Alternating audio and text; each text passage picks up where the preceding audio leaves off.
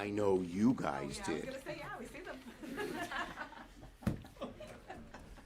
Should we make them bigger? Okay, first, well, we just heard that Speaker Johnson said the House is out again. Johnson and House Republicans care more about protecting the Epstein files than protecting the American people. And the bottom line is, today we saw the Republicans run the same play and they got the same result. The question is, will they change course? The votes aren't there. It's clear from today's vote and yesterday and 2 days ago's vote and the two other votes before it. So the bottom line is we've had 4 votes and they haven't gotten the votes on any of them.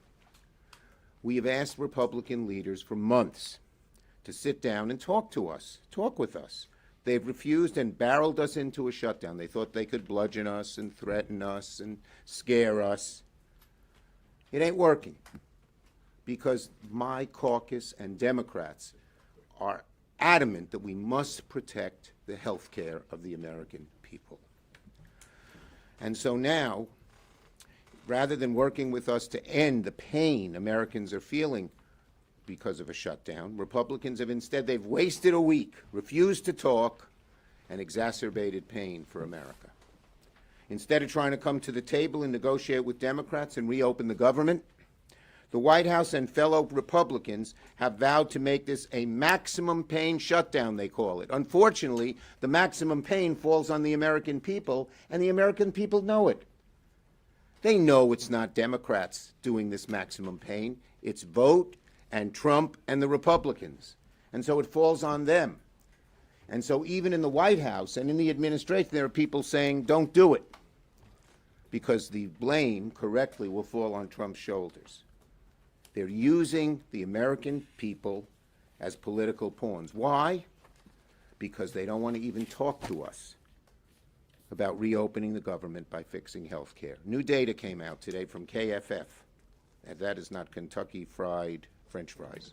KFF could be Kentucky French fries. Nah. Kaiser Family Foundation. I know. Orange. Excuse me. Today, new data came out from KFF, the Kaiser Family Foundation, that said that 78% of Americans say Congress should extend the ACA tax credits. 60% of people who voted for Trump said extend the tax credits. And so the Trump administration is feeling it. They know there's trouble. And let me read you a headline from this morning's Wall Street Journal that I thought was very apt and very well written.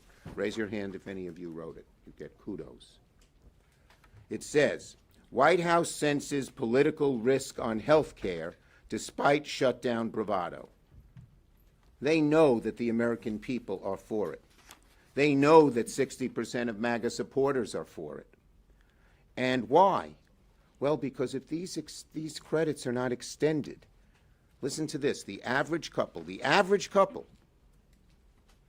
who's 55, the average 55-year-old couple making $85,000 a year would see their premiums not just double, but go up $25,000.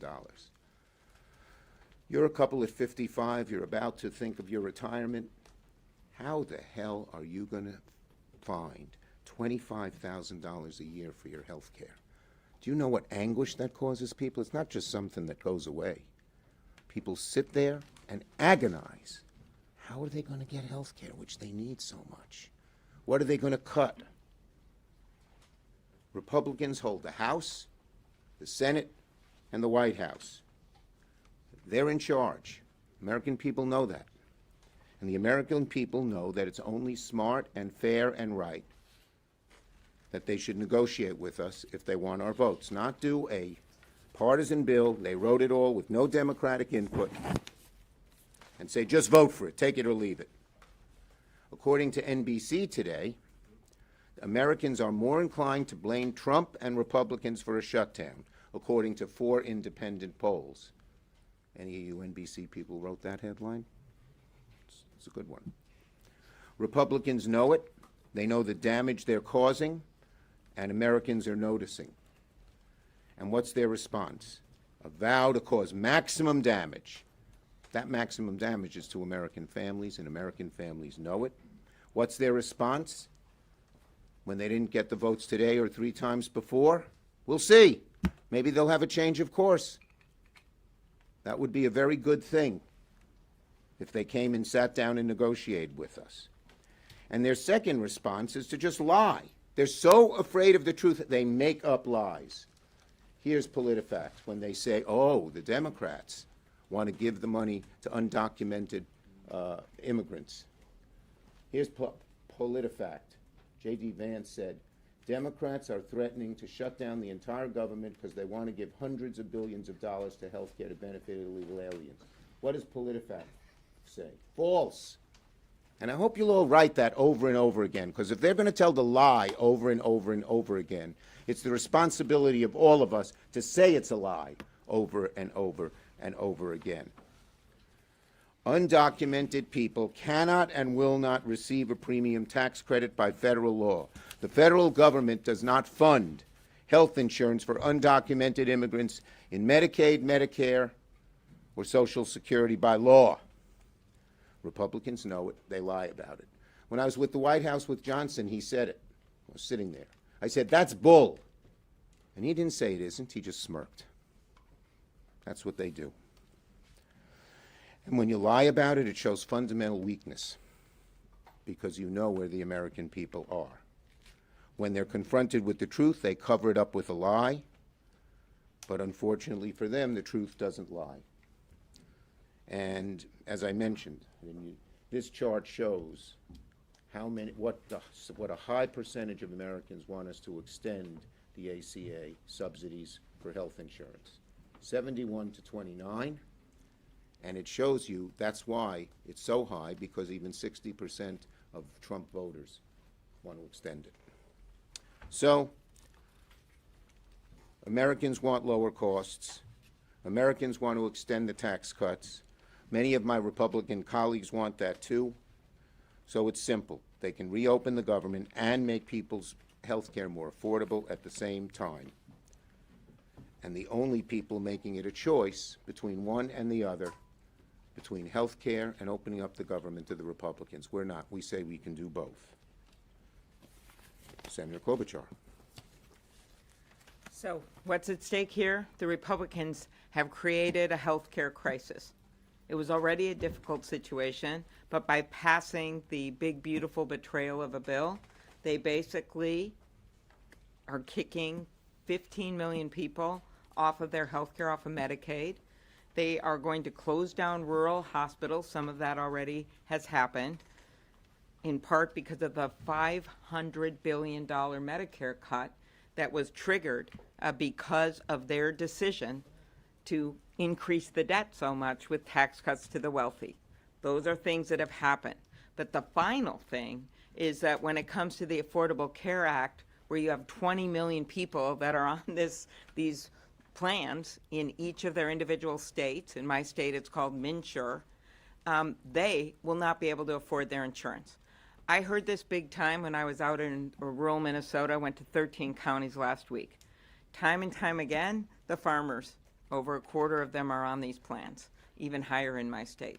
And they told me, we can't afford it. It's going to double our premiums. One guy said it's like a perfect storm of ugly between the Republican tariffs and the health care costs and what's happening with their input costs like fertilizer because of the tariffs that have been put on those. That's what's happening right now. And what does the president do? $20 billion to Argentina, while our soybean farmers have literally had their entire market dry up. So what else has he done in response to our serious request to have negotiations? He posts a deepfake video with sombreros in it, and he thinks that's funny. This isn't funny to the American people who are starting to get their premium bills right now. Then today it's the Grim Reaper with himself in a video that is just, again, completely, he thinks this is funny. He thinks that people are going to joke about this. I promise you, they're not. They are seeing their premiums double right now. So why is this something we're standing up for now? Because it's happening now. Ask anyone you know. It is not a December thing. It is not a January thing. It is a now thing. And we are asking them to meet with us to do something to help fix this healthcare crisis. And it's something they can do. It's something I am sure many of you have heard them behind closed doors say they actually want to do, because they've realized so many of their rural constituents, and when you look at the number, you realize so many Republican constituents know that this is a plans that are relied on by small businesses, by individual farmers, by people that don't work at big corporations so they can't afford their own health care. That's what happens.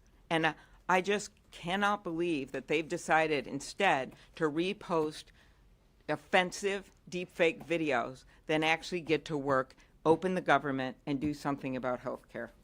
Thank you, Senator Klobuchar. Senator Schatz.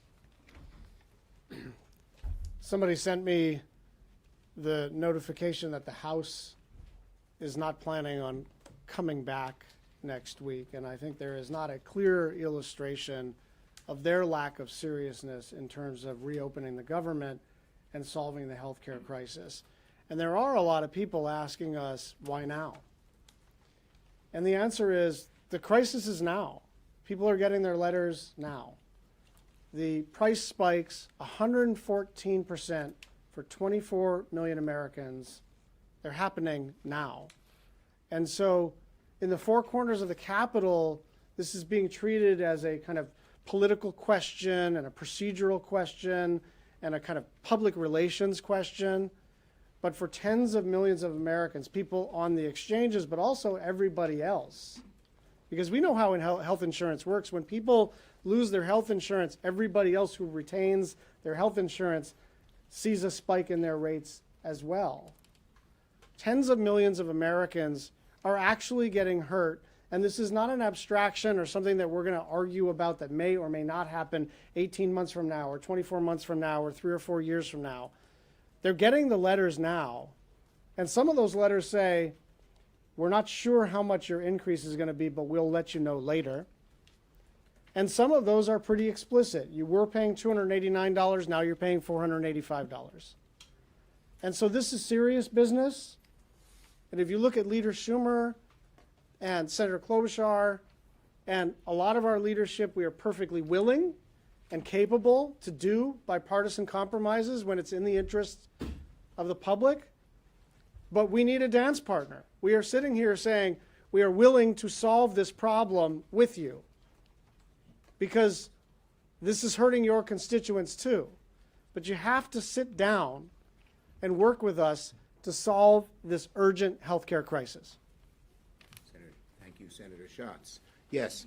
I asked Speaker Johnson this morning about what he's willing to do to make sure premiums don't spike for Americans, and he said, quote, "We are committed and will do whatever it is necessary to make it happen." So my question to you is, short of your bill, what commitments do you need to see? Look, I'm not going to negotiate in public. As I said, we need to protect Americans from these rising insurance rates. And we need to sit down and negotiate it. He won't even do that. So how can he say he wants to help Americans if he won't sit down? He knows he needs both sides to get it done, plain and simple. In the White House the other day, he said he didn't want to do any ACA. And he said that before in the past as well. But the American people are going to make it clear to him and certainly his members that they want it done. And I believe that they will be pushed very hard by American citizens who don't want to see their rates go up so much. There are some informal talks going on between senator to senator. How dialed into these talks are you? Do you think they're making any progress? Yeah, look, first my Democratic senators who were involved came to me, a bunch of them, and said, should they do it? I said, by all means. We want Democrats to talk with Republicans. And so it's a good thing. Unfortunately, last night, if you ask our Democratic senators, the Republicans didn't offer anything really new, just the same old stuff.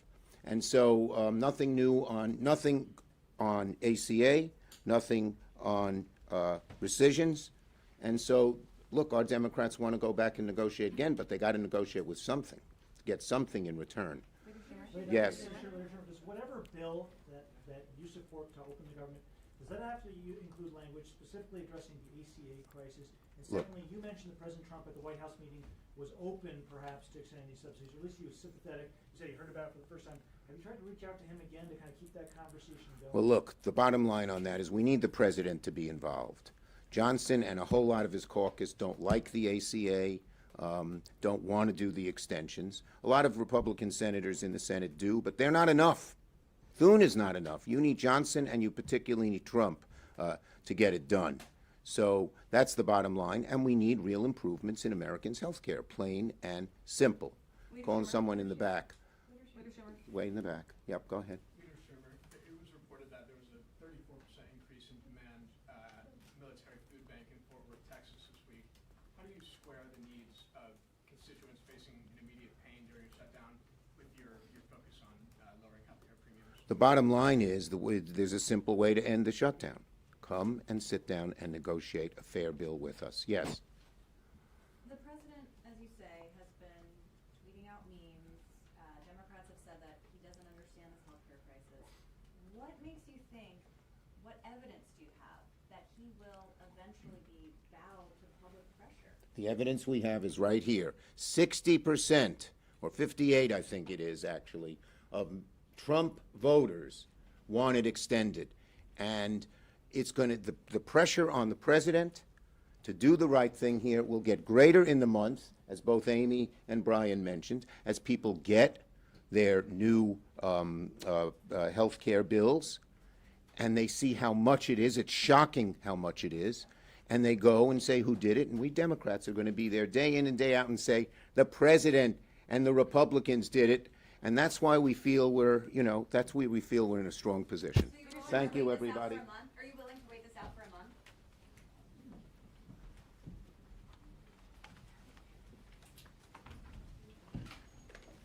I remember. Yeah, I saw it. For them